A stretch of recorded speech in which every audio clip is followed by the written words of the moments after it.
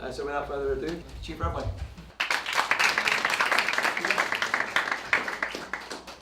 Hi, good evening everybody. Thank you very much for your kind words of introduction. Thank you to Dali and Meir for your kind hospitality, to Moshe Friedman, to Ben, to everybody who's involved in this outstanding organization and facility to promote excellent Jewish leadership. And when previously I heard about this group, it actually wasn't this year, it was last year when I was invited. I couldn't make it, so I've tried my best today. And here I am, and it's really, really lovely. And I recall that particular Kol Nidre in Norris Lee, because I think that's when there was the flood. Unbelievable rain. And that's when I commented on the fact that we were in that tent, and it was very memorable. Anyway, that's got nothing to do with tonight. So what I'm going to be doing is I'm going to be speaking for about half an hour up to 40 minutes on the subject of leadership, following which I will appreciate all the questions that you might have on anything that I'm going to speak about or anything that I'm not going to speak about. Whatever it is, I'll be delighted to hear what you have to say and to respond. So this evening, I'd like to provide for you 10 essential ingredients of outstanding leadership. And all of these 10 ingredients will be taken from a man who arguably has been the greatest leader of our people in all time. So who do you think that would be? Close. Moses. Okay, so not exactly Steve Jobs, but I'll be pointing out some aspects of Moses' life, what we can learn from him, his trials and tribulations, his strengths, and also some of his weaknesses. And we'll learn these 10 essential ingredients of leadership. The first is consult. If you're going to be a good leader, you need to hear the views of other people. In fact, it was Almighty God himself who taught us about consulting. Because in the book of Genesis, when we're told about Hashem creating the world, God said, Na'aseh Adam b'tzalmenu kidmotenu. Let us, that's me, together with the angels, let us make people in our image. God consulted with all the celestial beings above at the time of the creation of people. Of course, God doesn't need to consult with anybody. So the Talmud explains that Hashem consulted in order to be a role model, to teach that you need to bring other people into the ambit of your orientation, the dimensions of your thought process in order to hear what others have to say. Now, Moses at first did not consult. He did things his way, but he learned his lesson, and we learn this from Parshat Yitro, when his father-in-law Jethro came along and started to give him good advice, and Moses realized, wow, I should really consult with others. Lesson number 2 is delegate. That's a very important ingredient of good leadership. Ultimately, you do have some dictators who work single-handedly, and some of them do succeed, sometimes quite well. But in my experience, the best leaders are team people. People have a team around them. People who rely on others to be their extended arms. They feel comfortable delegating authority to those whom they have trained, those who they rely on, because you can't do everything yourself all the time. And if you've got a great team and you can delegate that responsibility, then your impact is going to reach to a far wider audience, and you're going to have a greater impact. And we learn that from Moses in that same context, because when Jethro offered him his advice, Jethro was noticing that Moses was not delegating. He was taking all authority into his own hands. And he was up early in the morning and came back home late at night. And Jethro said, you have to have other officers, other leaders, other judges. Moses took his advice, and a system of civil authority was introduced, and Moses was able to delegate. Third ingredient of good leadership is you need to be both an authority and a friend. You can't just be the authority and you can't just be the friend. By the way, we find this today in the context of parenting. Not so long ago, parents were primarily authorities in their homes. Why did children listen to them? Because their parents told them. That's it. Why do I have to? Because I'm telling you. That was a good enough reason. Parents ruled in a stern way. They were the authorities.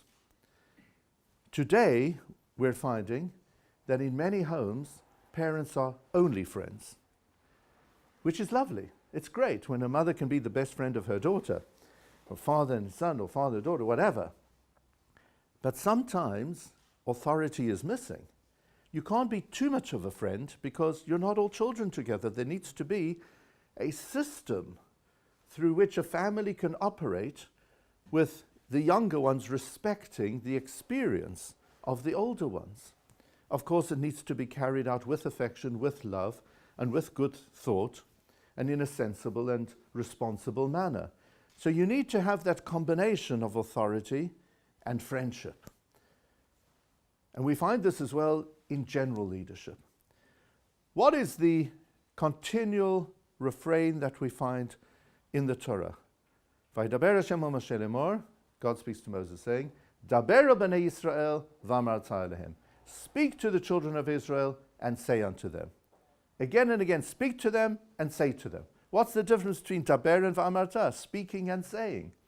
Speaking means stand on the pulpit and address them. That's the speaking. Be the authority.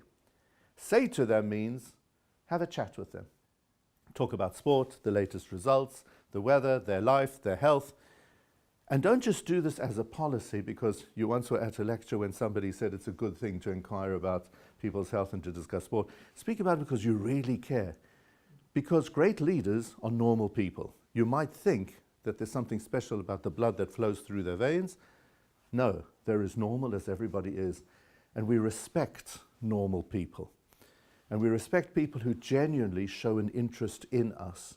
So therefore, to be a good leader, you need to be that outstanding authority who can give wonderful direction, and at the same time, you need to show genuine interest in the people around you, to speak and also to have a chat.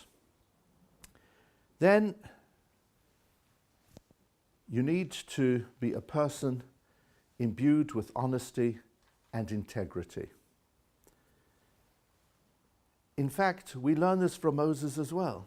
There's a whole portion of the Torah called Parashat Pekudei, which is a balance sheet. After he was entrusted with the responsibility to build the Mishkan, the sanctuary in the wilderness, Moses produces details of every single, what we would call penny that he used, all the contributions, how they were used, in order to show that all the books were open and nobody had any questions about his integrity. That's very important. Sadly, there are so many leaders who fall from grace because there are questions about their honesty, their morality, their integrity. If you are going to be a good, solid leader, let everybody respect you and let there be no questions about what kind of a person you are. We're up to number 5, family considerations. Get the right balance between your family life and your role as a leader. And this can apply at many levels. We're not just talking about the Prime Minister here. We're speaking, let's say, people who are involved in their community. If you're the chairman of a shul or you're on a shul committee and you're involved in Maccabi and you're helping with this and you're volunteering with that, but then you've got your family, you have to get the right balance. And when we have a look at the life of Moses, he didn't always get the right balance. Sometimes he did and sometimes he didn't. When he was standing at the burning bush and God said to him, go back to Egypt and lead the people, one of Moses' reasons why he couldn't was, I've got an older brother, Aaron, and I care about the stability of my family, the unity within my family. I don't want Aaron to feel that his kid brother is now showing him up. And God said, you don't have to worry. You'll go back to Egypt. Aaron will come out. He will greet you. He will see you and he will be happy in his heart. You don't have to worry about that. When Moses and Zipporah had their 2 children, there's a beautiful statement with regard to their names. Shem ha'echad Gershom, v'shem ha'echad Eliezer. The name of one was Gershom, and the name of one was Eliezer. In all other places in the Torah, it says the name of one was this, and the name of the other was that. Or, Vayerev vayivoker yom echad, vayerev vayivoker yom sheni. There was night and there was day, day one, and there was night and there was day, day two. But with regard to Moses' children, the name of one was Gershom, and the name of one was Eliezer, because everybody was a one. Nobody was number one as opposed to being number two. In his family, he had two firstborn children, so to speak. He learnt the lesson from the book of Genesis, which is the book of the dysfunctional family. So much infighting within families because younger kids are usurping the role of the older kids, a whole lot of bitterness and tension. Moses, in his family, wanted everybody to be equal, everybody to be special. A great lesson. But then we find that the relationship between Moses and his wife Tzipporah did not turn out in the long run to be the greatest of relationships. In fact, there is a suggestion in some of our midrashic material that they actually divorced and came back together again afterwards. There were tensions because he was so busy running the people that he didn't get the right balance between his communal and national life and his family life. So if you're going to be in a leadership position, if you're going to be helping beyond one's home, which I hope you all will do, because it's advisable and it's great and it's the right thing to do, but at the same time, it shouldn't be at the expense of one's family. Number 6, the future. To be a great leader, you need to be worrying about today, the times in which you're living, and you also need to be concerned about your legacy. What the impact of your actions will be in the long term. Moses was the greatest of all leaders in this regard, to the extent that we're still speaking about what he did to this day. And that proves that he wasn't just there for his time. He gave us the Torah from God, through which there's guidance and inspiration for all time. And by the way, when we're speaking about an impact on the future, it doesn't mean that your name has to be in neon lights in the future. No. What it means is that through what you do, you will have a long-lasting impact.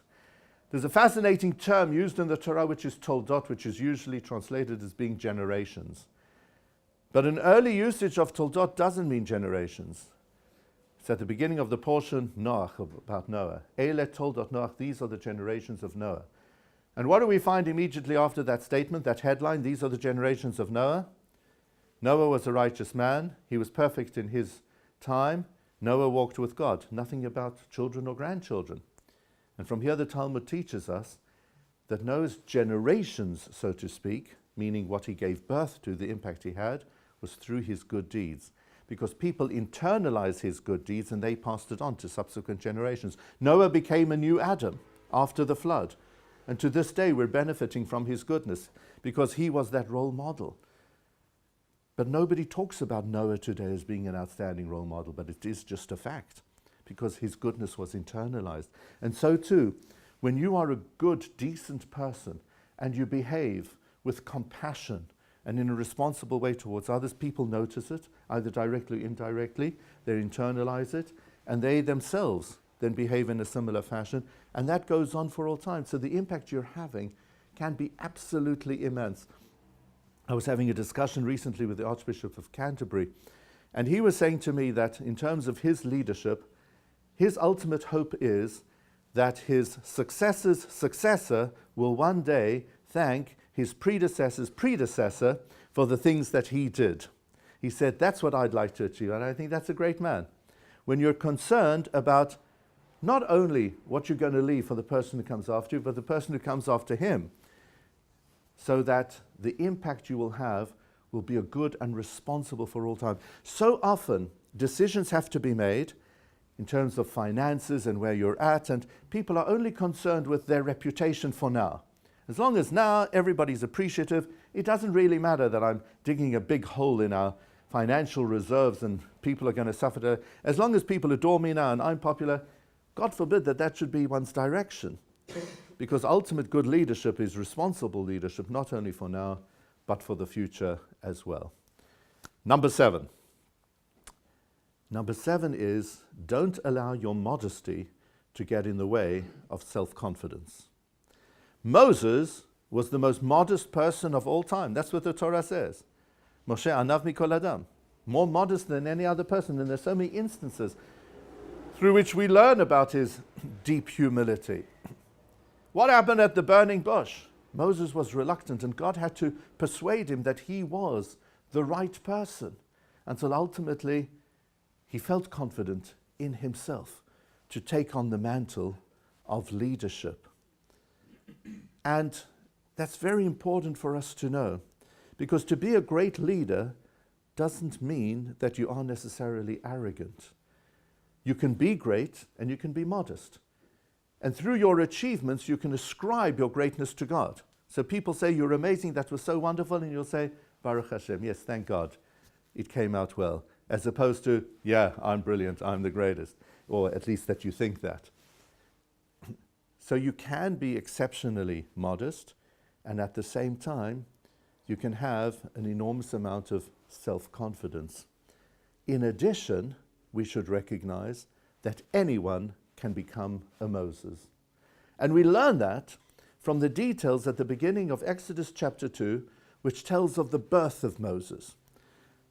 So verse 1 of Exodus chapter 2 reads as follows. Vayelech ish mi beit Levi, vayikach et bat Levi, vatar haisha, vateled bein.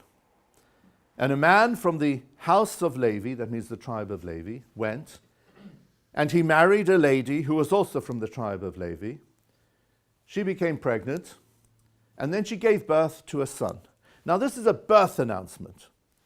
It's a very important birth announcement. It's a birth announcement of the person who is ultimately to become our greatest leader. And we know the names of everybody there.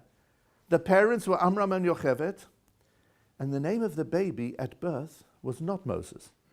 Moshe, was the name given to him by Pharaoh's daughter. Ki min hamayim mishitihu, because she drew him out of the water. Mishitihu, to draw out, so his name was given to be Moses at that time later on. Anybody know what Moses' name was when his parents actually gave him a name? It's not written in the Torah. Oh, fantastic. Tovia, very good. Tobias. Tovia, right? That was the original name. Or Tov, ki tovu, he was good. Tovia means the good one of God. So we know his name. So therefore, why are no names given? A man married a woman, she became pregnant, she gave birth to a child, and it was a boy. And then we're told about details of the dangers to his life, how he had to be put on in a basket on the waters of the Nile. And our sages tell us as follows. The announcement about the advent of Moses is described in this fashion to teach us that any person can become a Moses. Yichus means nothing. I don't know if you're familiar with the term yichus. Yichus means, my stock, who my parents were, my grandparents. Do you know that I'm a descendant of so-and-so? Or that my uncle is whoever, or my aunt is this. I'm therefore very important. It's meaningless. What's important is who we ourselves are. In fact, the Mishnah in Masechet Sanhedrin asks the following brilliant question. Why is it that originally only one person was created, Adam? Would it not have been better, more politically correct, more sensitive, had there been the original couple, Adam and Eve? Perhaps the original family? God could have created them all together, all in one shot. God could do anything. The original people, community, instead, one single person. And the Mishnah answers to tell you, Shelo yomar Adam Abba gadol me'avicha, that no person should say, my ancestor is greater than yours. Had it been Adam and Eve, to this day people would say, I'm descended from Eve, but you're only descended from Adam. Or, that's how people's minds work, because people sometimes become so full of themselves. So therefore there was one original person so that everybody in this world would be descended from that original single person to teach us we're all special because we're all just like Adam was. And so too, when it comes to Moses, names are not given to teach us, whoever you are, your parents, your background, the environment in which you're brought up, you have ability, you have potential. Whatever your potential is, use it to the maximum in order to provide a blessing for your surroundings. We're now up to number 8. You're lucky I didn't choose 20 or 30. Number 8 is empathy. It's a hugely important ingredient of being a decent person and certainly of being a great leader. So we're told something amazing. Moses, as a baby boy, in order to escape from the Egyptians finding him, he was put in this basket of reeds on the river Nile. Pharaoh's daughter comes out with her entourage, and she sees this phenomenon. She sees this basket, but it's too far from where she is. ותשלח את אמתה ותיקחהו, ותפתח ותראהו את הילד והנה נער בוכה. So she stretched out her arm, and she pulled the basket towards her, and she opened it. ותראהו את הילד, and she saw there was a child there. והנה נער בוכה, and behold, there was a lad who was crying. What a description. In one and the same sentence, he's called a yeled and a na'ar, a child and a lad. When she sees him, she sees he's a yeled, he's a little kid. And when he cries, we're told v'nei nar bocheh, it was a lad who was crying. So the Hasidic Rebbe of Sokachov lived 150 years ago, gave an incredible explanation. He said as follows: the moment when a child starts to empathize is a very beautiful moment. Little children, when they cry for themselves. They're hungry, they're thirsty, they're uncomfortable, whatever it is. And then at a certain age, maybe around about age 3, perhaps 4, the child will start becoming upset because somebody else is upset. They notice the pain and the suffering of others. It's a very beautiful moment when their pain is an expression of what others are enduring. But it comes at a later age. Pharaoh's daughter saw something unusual and remarkable. Vatireu et hayelet, she saw there was a little child, but when he was crying, v'nei na'ar bocheh, it was a lad who was crying. His cry was not for himself. His cry was for his people. He sensed that in the environment in which he was, his people was endangered. He was in tune with his nation. Vatomer mi'aldei ha'ivrim zeh, and she said to everybody, this child is a Hebrew. We don't know how to cry like this. There are special characteristics of him. So therefore, the very first description of Moses is of somebody who cares about others, who empathizes with those who are around him. And that's crucial to become a great leader. Number 9, courage. In a place where there is no person, strive to be a person. Being willing to put your head above the parapet because you have a responsibility and you can't sit on the fence for your entire life. And that certainly is something we learn from Moses.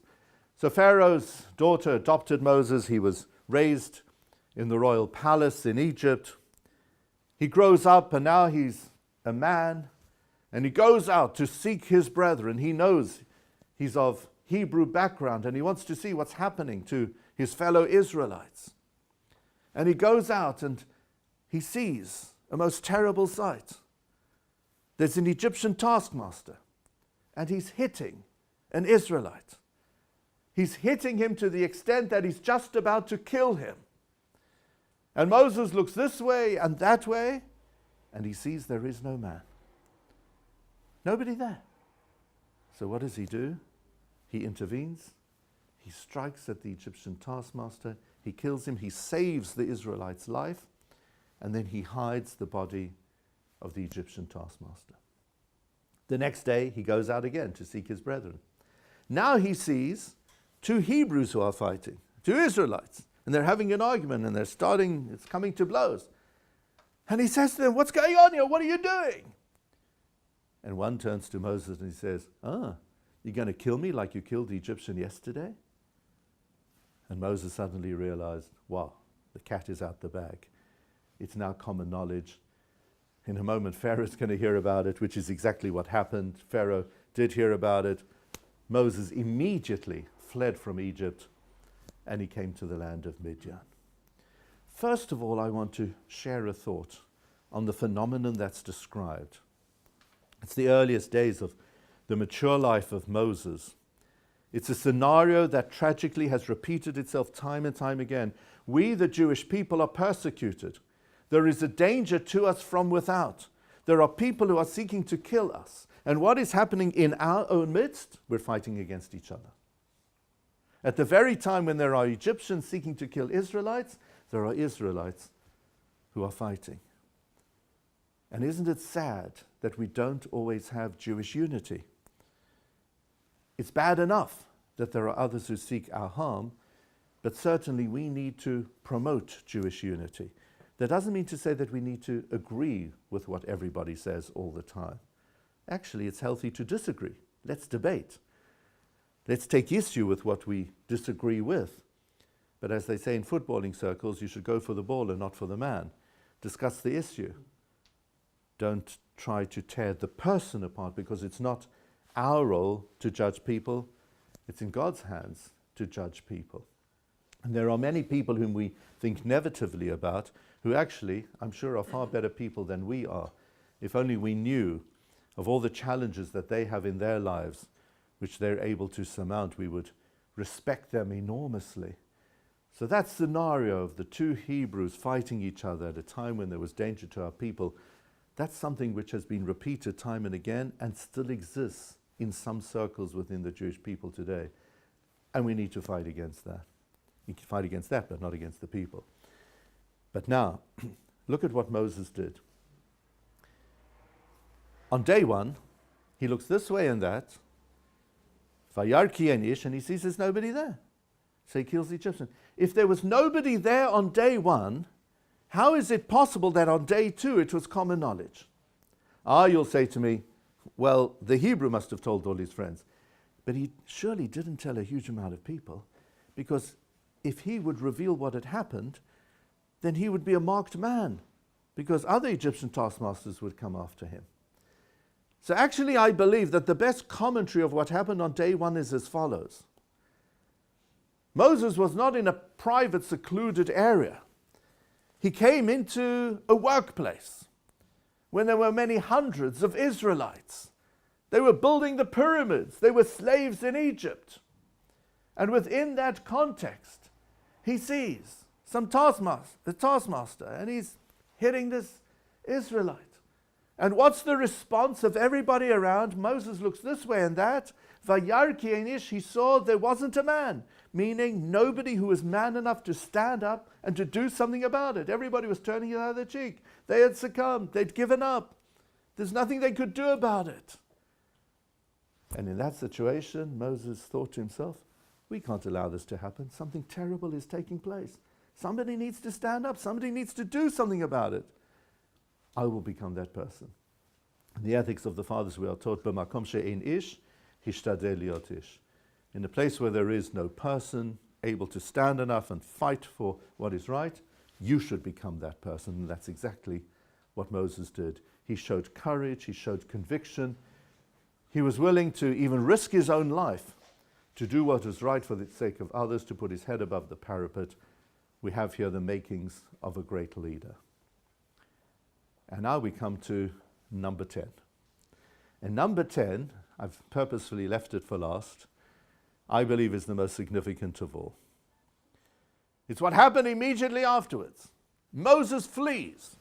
And actually, what happens then is presented in the very next verse. We're taken from that situation in the workplace in Egypt straight to a well side in the land of Midian. Moses goes through the desert. He arrives at a well. And he sees something which doesn't make sense to him. He's never been in that place before, Midian. He sees that the first people who have arrived are a group of women. We happen to know that they're the daughters of Jethro. Jethro had 7 daughters, and they're shepherdesses. And they came first to the well. But as soon as they arrived on that day, a male shepherd came along and pushed them aside, and he started to give his flock some water, and then another male shepherd and another man.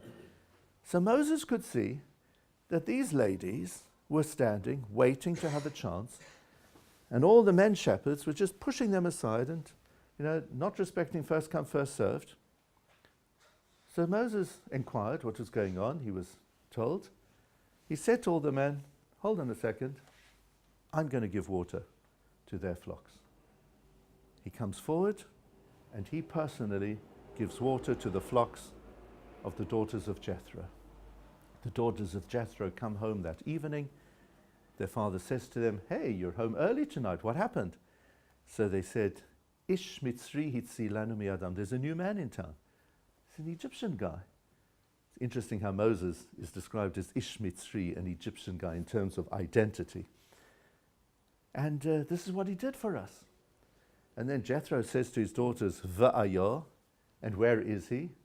A new man in town, 7 unmarried daughters. You're leaving him at the well side?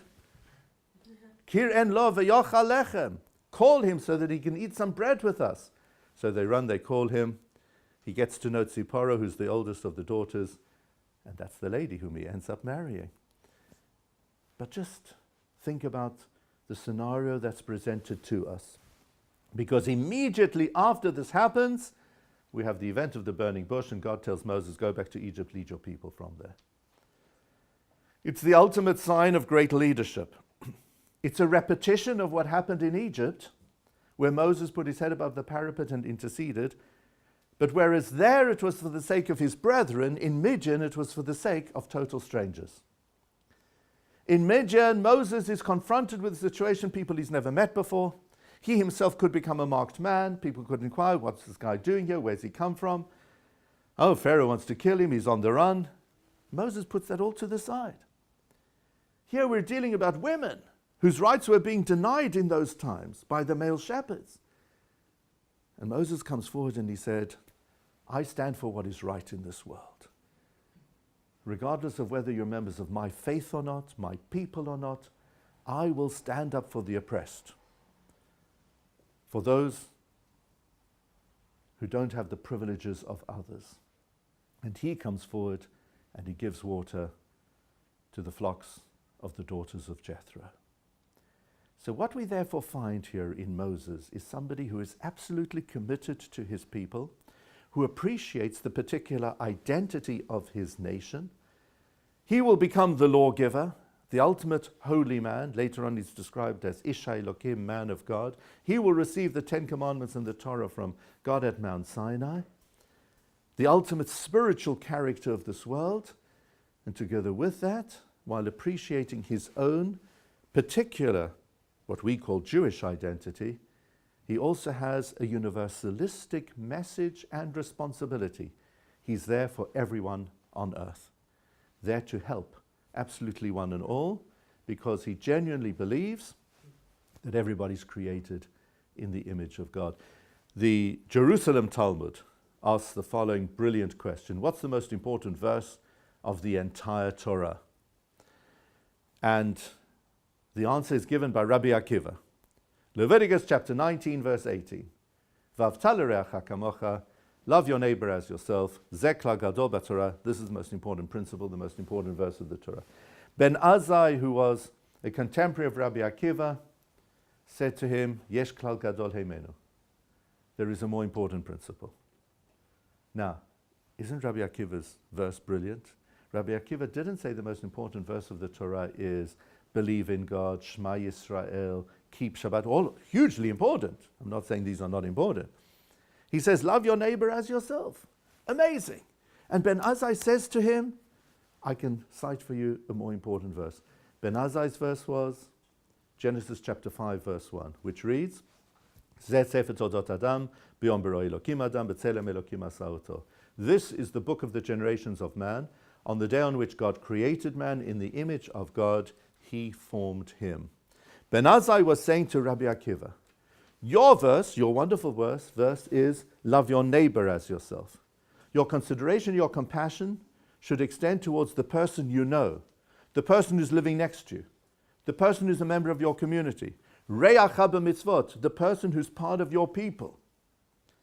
But from the book of Genesis we learn that every single human being was created in the image of God. And therefore our compassion and our loving kindness needs to extend to one and all, because every soul on earth is precious. And that is exactly what Moses believed in. He was there for his neighbor, for his fellow Hebrews, and at the same time he appreciated the genuine value of every soul on earth. And he's our ultimate role model, therefore, in respect of how we need to approach life. And I believe that this is of particular significance today. By the way, I've had a long day today. Okay, last night we had midnight slichot, and the one that I led was close to here, Norris Lee Shul.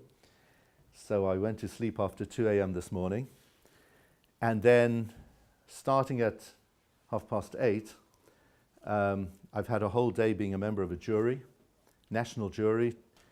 Our deliberations continue tomorrow to choose the successful design for the new Holocaust Museum, which will be in Victoria Tower Gardens alongside the Houses of Parliament. It's a very significant initiative, and I don't know how I stayed awake during that today. It was just absolutely amazing. We had a shortlist of 10. The 10 top architectural firms in the world. People who have built the most remarkable buildings that are well known to you. The Louvre in Paris, the Reichstag in Berlin, the Holocaust Memorial in Berlin, the one in Washington, one in Los Angeles, the Foreign Ministry in Jerusalem, some of the most significant buildings in this country. The architects of all of these great buildings were there with their designs for the new Holocaust Memorial for the British people. Now, why am I sharing this with you? One of the designs is the design of Lord Foster, who arguably is the greatest architect in Britain today. And part of his team is Simon Sharma, who's a very eminent historian, Jewish historian. Born and brought up in Finchley, hardly anybody knows that, but now he lives in New York, and he has presented many highly successful series of historical television programs, written great books, and so on. Simon Sharma, in his presentation today, said as follows: today's world is divided into two parts.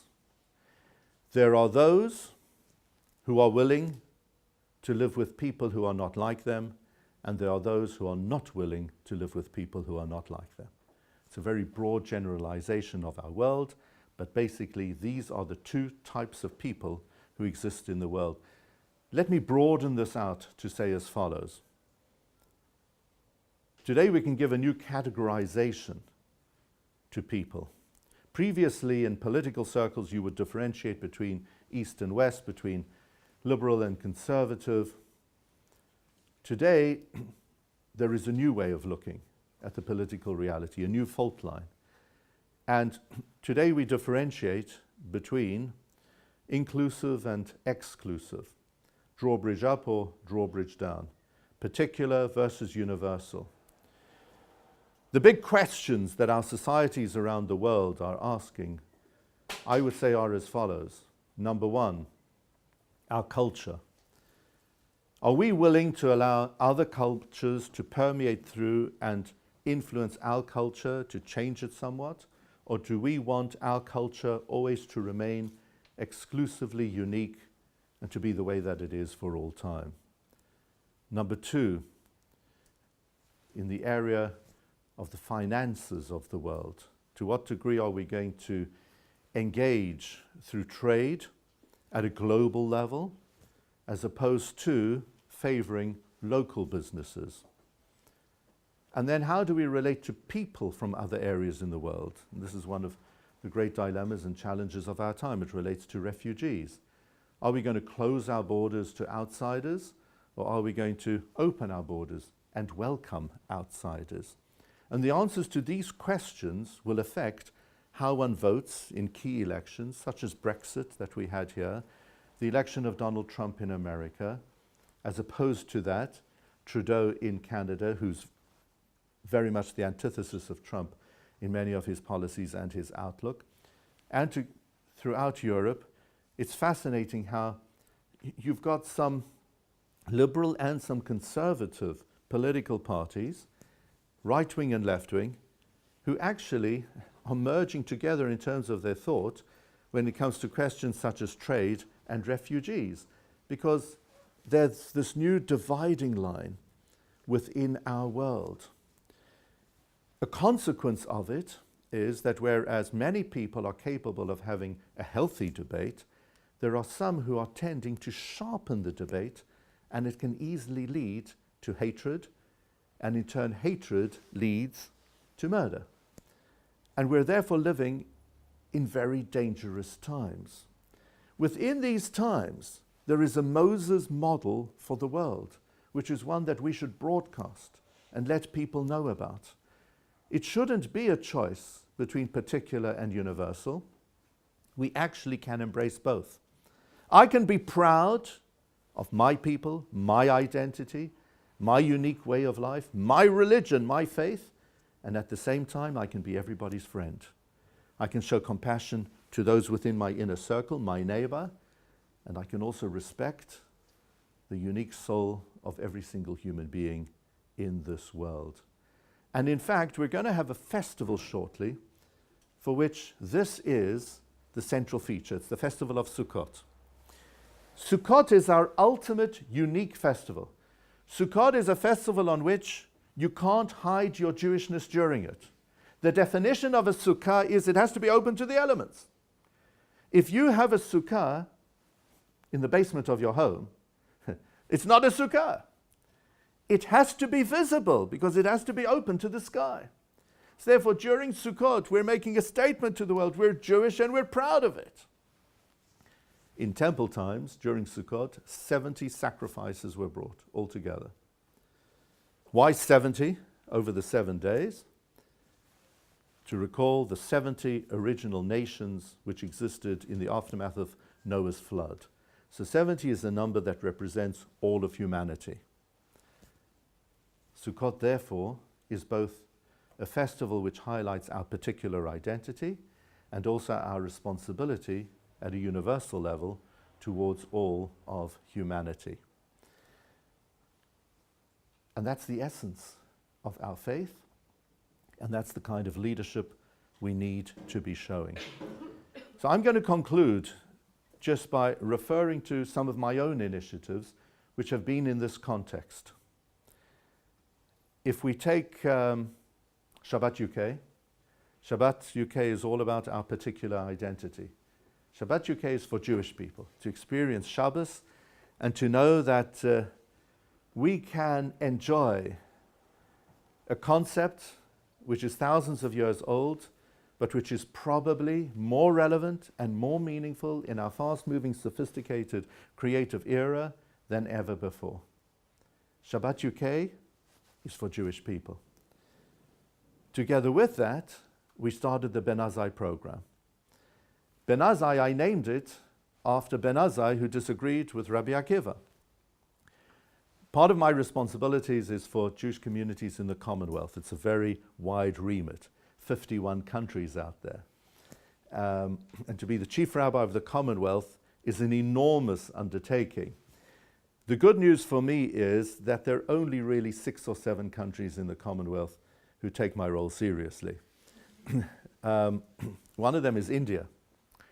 So my wife and I, in December, January, not the past one, but the one before, 11 days in India, visiting 19 Jewish communities there in 5 cities. And we made a point of visiting the slums in Calcutta and Mumbai. We wanted to see examples of what Jewish charities around the world are doing for those impoverished there. And there are some incredible examples of chesed, of tikkun olam, of social responsibility, of Jewish people who recognize the divinity in every soul. including some wonderful charities run from Israel. And we were so moved. First of all, if you've ever been to India and you've been in the slums, you can't get it out of your mind. Just to recognize that not only do people live like that, but they're allowed to live like that, that there is a society which is comfortable with people living at that low ebb, within the depths of deprivation. And together with that, we saw some amazing works that Jewish charities are carrying out. Anyway, we came back to the UK and we said, we've got to do something. I'm a strong believer that when a thought comes into your head, I've just had a certain experience, is God sending me a message? Should I be doing something? Don't park it to the side and forget about it. Act on your impulses, because God probably is sending you a message. You should be doing something. So what my wife and I decided to do was to establish the Benazai program. And we raised significant sums of money. And the first group, I guess some of you have heard about it, the first group of students went last year to Mumbai, to the slums, have become our ambassadors. The second group is going in December to Ghana. By the way, applications are still open if any of you are interested, but applications are only open for another few days. And there's huge interest. And then each year we'll go to a different place of deprivation. And my aim is after 10 years, we'll have between 150 and 200 ambassadors, future leaders of the Jewish community who would have seen the slums, seen deprivation and poverty within the context of Jewish law. We send a rabbi with, we study texts, we see how care for others is an essential religious expectation that our tradition has of us. And I believe that's so important that together with Shabbat UK, you've got the Benazai project. Together with initiatives that we're doing for Medinat Yisrael, for Israel, which is so central to us. We also have Mitzvah Day, on which we do activities for Jewish people, for non-Jewish people. Together with my activities to increase Jewish awareness, to strengthen all the Jewish communities in this country, which is very much central to my role, to try my best to enable Jewish people to appreciate the beauty of the faith into which they're born. Together with that, I do a lot of interfaith. I think perhaps now that I've had 4 years in office, maybe one of the most special activities, I was just about to say the most special, but there are a lot that come into that category, but one of the greatest was an iftar that my wife and I did in our home. Iftar is the meal that you have at the end of the fast of Ramadan. So there are 30 iftars within the average Ramadan. And much credit to the Muslim world. They are open to breaking their fast in the presence of others and utilizing that breaking of fast experience to build bridges. So this year I encouraged our rabbis around the country to hold iftars. Invite your local imam and his community to your shul hall in order to break bread with them, eat with them, socialize with them. And quite a few communities did this, which I was really proud of. And my wife and I had an iftar in our home. And it was just amazing. The atmosphere, we identified the top imams from around the country, senior Muslim figures within our society, came into our home. And what happens is the fast ends, you serve them with some water and some dates, and then they want to daven for 10 minutes. So what we did in our home was, thank God it was a nice summer's evening. The Jewish people were there. We moved into the garden, and our lounge and dining room became a little mosque for them to pray in. And I'm proud of that. I think it's great. We need to show with leadership that we have to build bridges. We have to get on with other people. Sure enough, there are challenges. And yes, there are terrorists and all kinds of things, but we have to correct this in the world. It has to start somewhere. I'm not speaking here about befriending radicals who seek us harm. I'm speaking about reaching out to people who are created in the image of God to show we can make this into a better world. That is the Moses model. So therefore, from Moses, we can learn these 10 ingredients of successful leadership, leading ultimately up to the fact that we have a responsibility in any role that we have towards our own people and also towards the whole world. So that's my opening presentation to you. And now, if you have any questions or comments, I'll be delighted to hear them.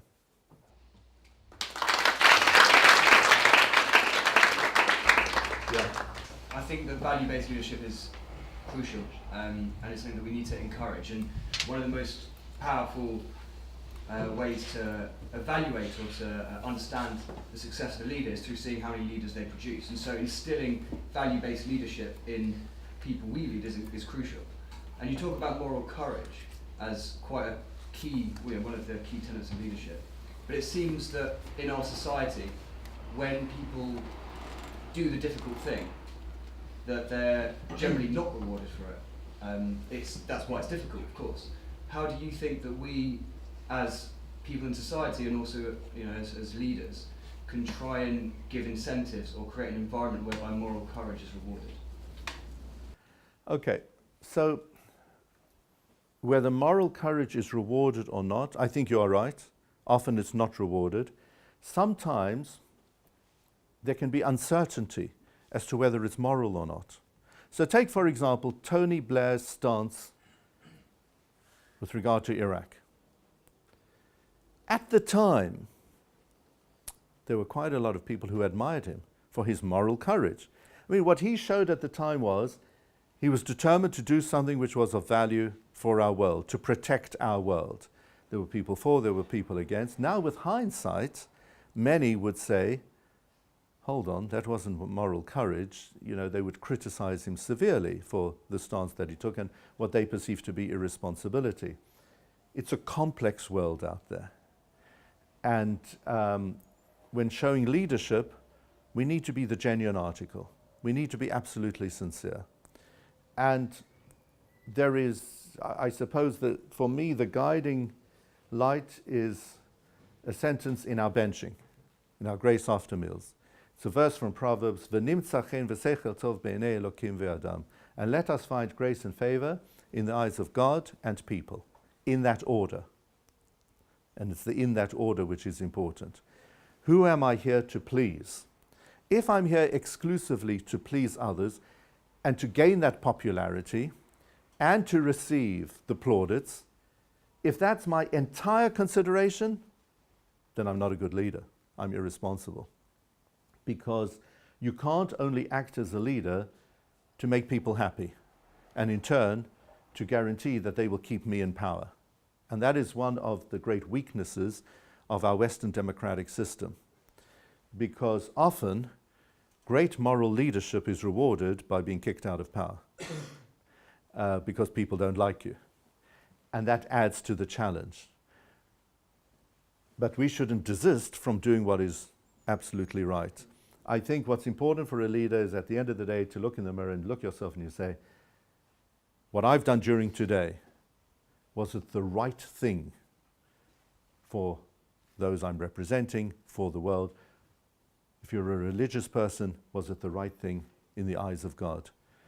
And we need to please God as religious people.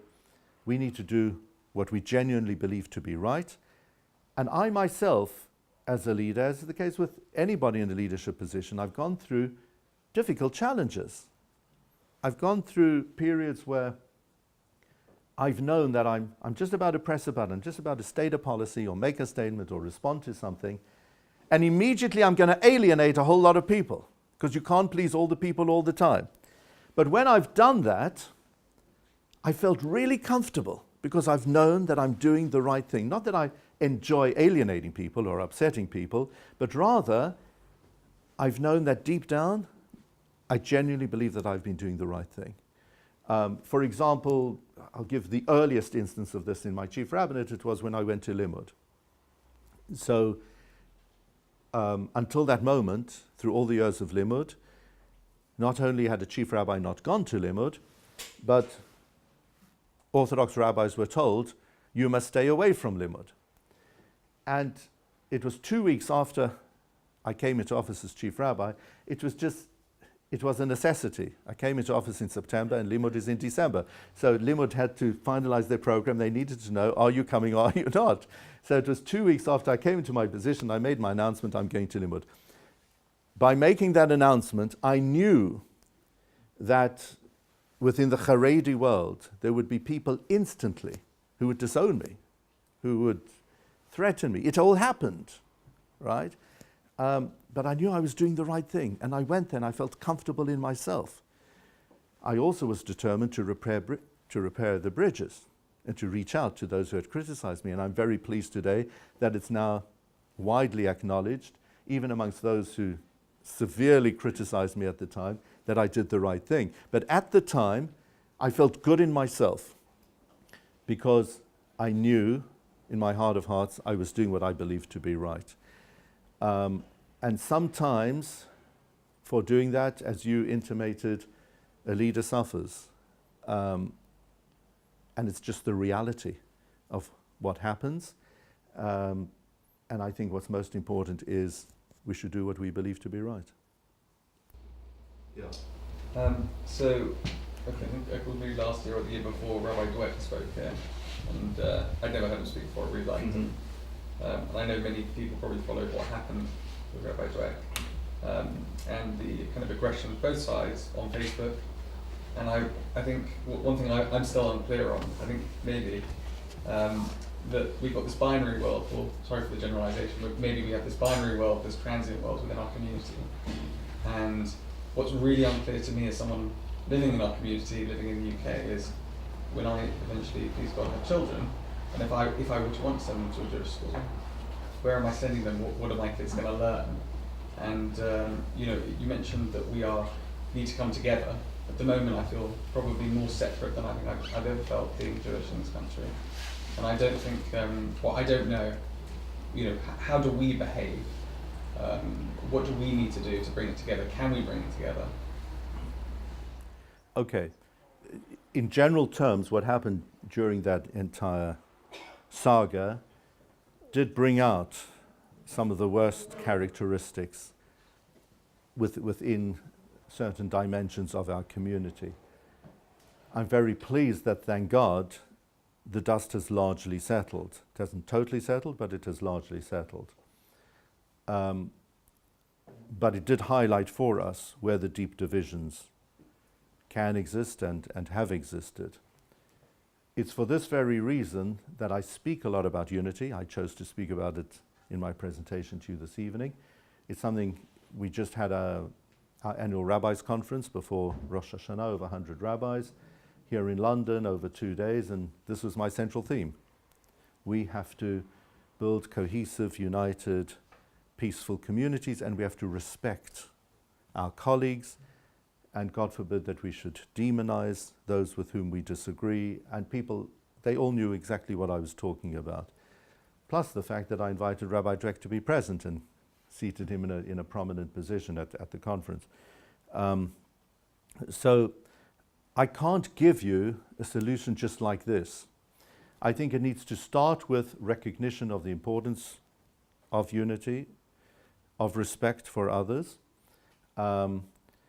And what troubles me is that we lost our temple, the second temple, over what we call sinat chinam, causeless hatred. 65 years later, when Bar Kokhba fought against the Romans, we had an opportunity to defeat the Romans, build a third temple. We lost out then. Why? Because there was a lack of respect amongst the students of Rabbi Akiva who were fighting in the forces for Bar Kokhba. We hadn't learned the lesson, and to this day we haven't totally learned the lesson. And if you recall what happened 3 summers ago, within tragic circumstances, there was amazing unity in the Jewish world. It's when those 3 boys were kidnapped, and for 18 days they were presumed to be alive. And the prayers and the way people identified with them around the world, there was incredible unity. And the question I ask is, why is it that it's only when there are sad and tragic times that we pull together? Surely we should have that same sense of unity when things, are quiet and when we don't have such issues. I suppose all I'm doing is I'm saying that I'm identifying with what you're saying. But that's why I talk about it, that's why I try to promote, and that's what we should all be doing. But isn't the issue, sorry, I got to have that That's okay. questions, but isn't the way, I feel like I'm embracing Judaism in a different way, maybe some other people are embracing Judaism, which is why when everything is calm, the divide is more obvious. So we're embracing what we see in Judaism, what we take from it. very differently at quite a fundamental level. Hence the divide when times are relaxed. Maybe not. My assessment is that thankfully this is very much the exception to the rule. It has just been pronounced in a particular period, and it becomes pronounced when certain events happen. If there's some, conflagration amongst Jewish people at the Western Wall, and that jars for us. It's something that shouldn't be happening, and it's newsworthy because it's the exception to the rule. The good news is that the rule is we have very warm, welcoming, phenomenal communities. Things are really healthy. Our Jewish world is an amazing one to be part of, through which you can get genuine happiness and joy and meaning in life. And I genuinely believe that that is the rule. And people find their home within that life in indeed a very meaningful way. And together with that, we have to address some real issues that we've got. Yeah. Out of deference to the Chief Rabbi's sleep schedule, I think we'll take maybe one more question. Okay, thank you. There's somebody there. Thank you very much. I really enjoyed the talk. Thought it was fascinating.